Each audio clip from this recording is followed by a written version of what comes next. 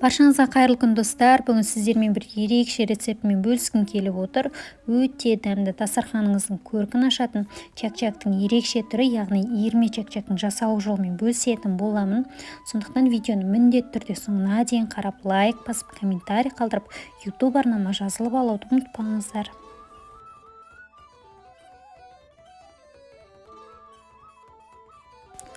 Ол үшін бірінші қамыр илейтін ыдысымызға жылы сумен жылы сүтімізді қосып, және де алдын ала ерітіп алған сары майымызбен қант, тұзымызды араластырып, барлығын бірге араластырамыз.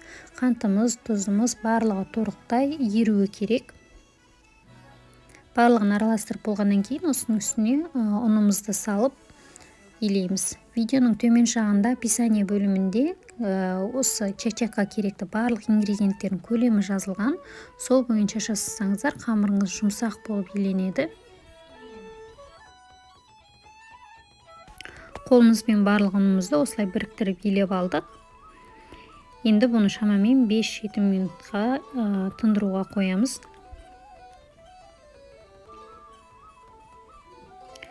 Енді 5-7 минуттан кейін тағы да басамыз, иі қанғанша осылай илейміз.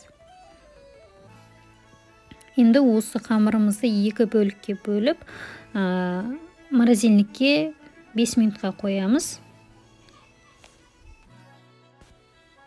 Мінекей мұздатқыштан алдық. Енді бұны қолымызбен тағы да басамыз. Қамырымыздың иі қаншалықты жақсы қанса, чак-чагымыз да соншалықты сәтті болып шығады. Енді осының бірін құрғағын сеуіп, дөңгелектеп, оқтаудың көмегімен жазамыз.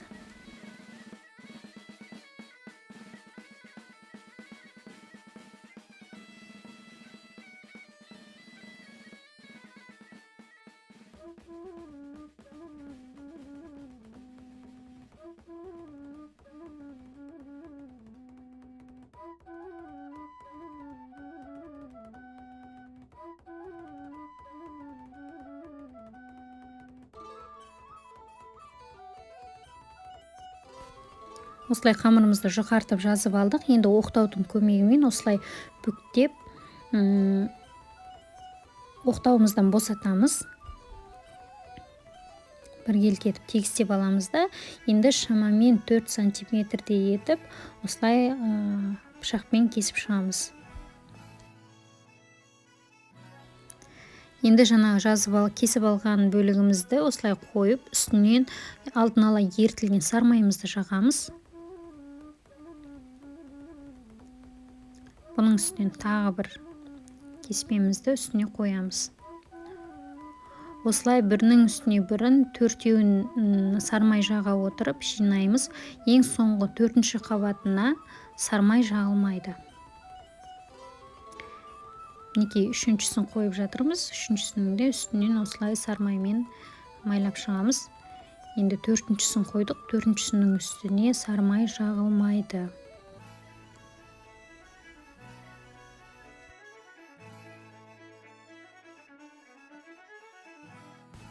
Енді иірме чак-чактарымыздың формасын жасауға көшеміз. Осылай шамамен 1,5-2 сантиметрдей етіп, осылай кесіп аламыз да. Неге осылай иіріп формасын дайындаймыз. Осылай қолымызбен бұрап, осылай итеріп, сәл күшпен. Видеода барлығы түсінікті деп ойлаймын. Тура осылай барлық чак-чактарымызды дайындап аламыз.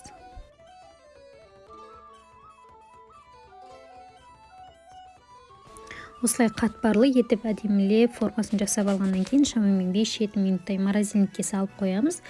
Қуырған кезде өз формасын ұстап тұру үшін.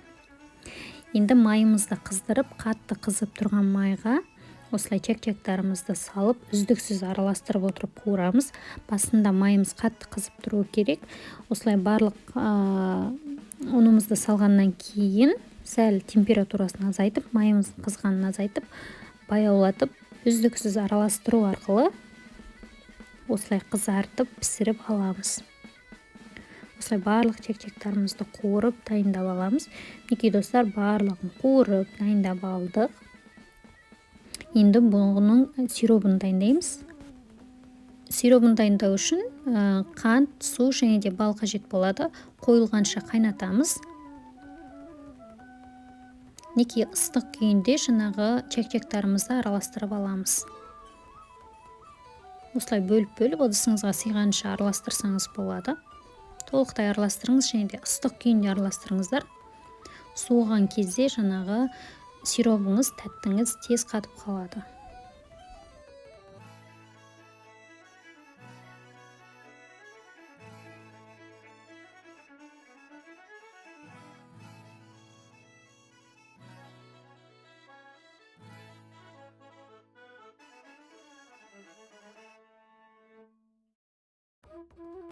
Неке достар, біздің ерме чәк-чәктарымыз дайын болды.